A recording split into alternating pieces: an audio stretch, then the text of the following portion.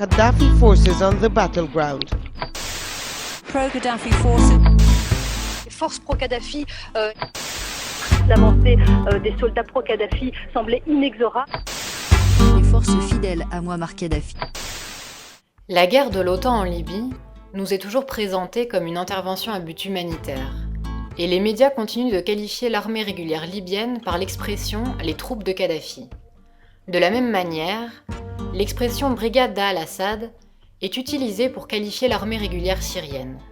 Cette terminologie ambiguë fut et est continuellement utilisée par les médias pour priver les peuples syriens et libyens ainsi que leurs armées régulières de toute légitimité.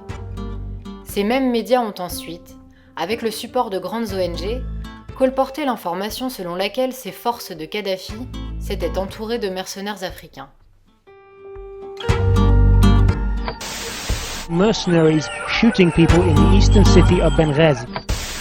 Il est entouré d'un corps de mercenaires payés grassement. African mercenaries. To have mercenaries brought in from that state into Libya. Geneviève Garrigos, présidente d'Amnesty International France, fut invitée sur le plateau de France 24 le 22 février 2011, soit le lendemain des prétendus tirs et bombardements de l'armée libyenne sur les populations civiles. Une histoire depuis démentie par de nombreux faits et témoignages. Et d'ailleurs, nous, vendredi et samedi, on avait des informations comme quoi, dans les troupes qui étaient envoyées contre ces manifestants, il y aurait eu des mercenaires étrangers, justement pour accélérer le processus de répression. Geneviève Garrigos nous dit donc disposer d'informations sur des mercenaires étrangers aux côtés de l'armée régulière libyenne. Cette information sera également présentée au Conseil des droits de l'homme des Nations Unies par le docteur Slimane Bouchiguir.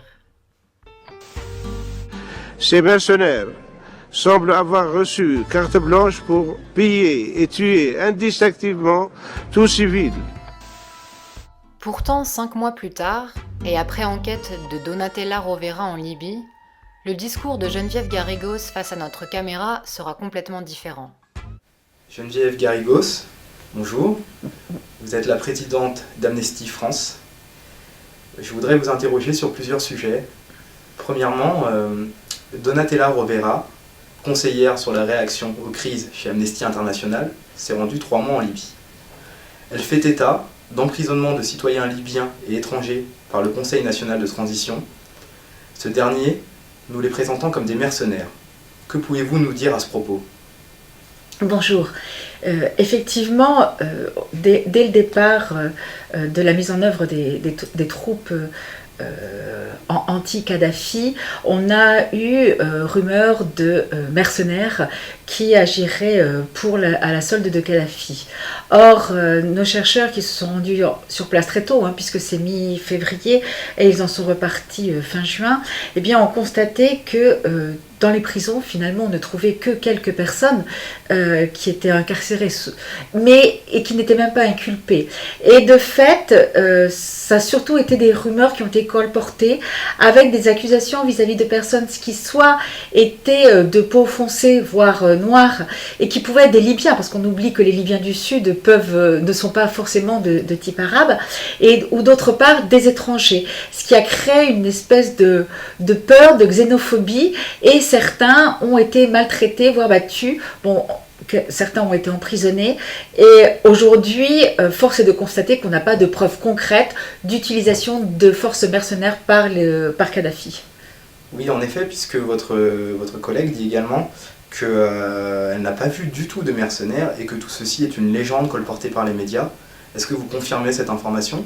Absolument, le travail fait par Donatella, et c'est pour ça qu'on a envoyé des chercheurs très tôt sur place, était de voir si véritablement on retrouvait des mercenaires. Or, ce n'est pas le cas. Et elle parle notamment du cas d'un jeune Algérien dont le patron a dû faire une attestation comme quoi il travaillait bien dans une pâtisserie alors qu'il était suspecté d'être mercenaire. Et à l'heure actuelle, vraiment, nous n'avons aucune trace, nous n'avons aucun élément confirmant ces rumeurs. Ce qui était auparavant considéré comme une information est désormais qualifié de rumeur par le même interlocuteur. Les 5 mois qui séparent ces deux entretiens ont en effet permis à Amnesty International d'enquêter. Mais il est cependant trop tard, car cette rumeur a été colportée par les médias, France 24 en tête, grâce au témoignage de Geneviève Garrigos 5 mois plus tôt. D'ailleurs, nous, vendredi et samedi, on avait des informations comme quoi, dans les troupes qui étaient envoyées contre ces manifestants, il y aurait eu des mercenaires étrangers. On a eu rumeur de mercenaires. Ces rumeurs eurent des conséquences particulièrement dramatiques. Des Libyens de peau noire furent et sont assassinés en Libye, soupçonnés d'être des mercenaires. Ce document diffusé sur la télé libyenne démontre que des Libyens faisant partie de l'armée régulière et de peau noire ont été tués au nom de cette rumeur. Pourtant, tous les documents prouvent que cet homme était bien libyen. الشهيد هشام منصور بجلة صالح وكان وهو عسكري متخرج من الثانوية ونحروه للجبناء الأوغاد والله ينتقم منهم إن شاء الله. Cette composante racialiste de la guerre en Libye était en réalité voulue pour asseoir un projet géopolitique de recomposition de l'Afrique.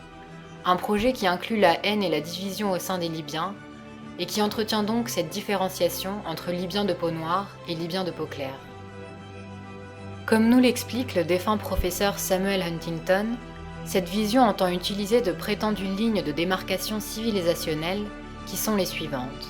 Okay, name those for me. Okay, the civilizations are first of all obviously the West, consisting of North America and Western Europe primarily, Islam as a civilization, Orthodox civilization of which Russia is the leading state of course, Chinese or Sinic civilization, Hindu civilization in which India is the major state. And most people would classify Japan as a separate civilization all by itself. And then I would also add Latin America and Africa. Une vision géopolitique qui sert donc les intérêts des États-Unis et entend diviser l'Afrique selon les plans du département d'État américain et d'Africom.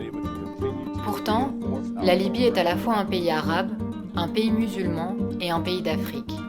Il paraît donc totalement absurde de définir sa place par rapport à la vision géopolitique d'Huntington. Néanmoins, cette vision valide le plan de l'OTAN et des États-Unis pour aboutir à la balkanisation de l'Afrique. De ce point de vue, les différents projets soutenus et conduits par Mouammar Kadhafi représentaient un obstacle aux ambitions de l'OTAN.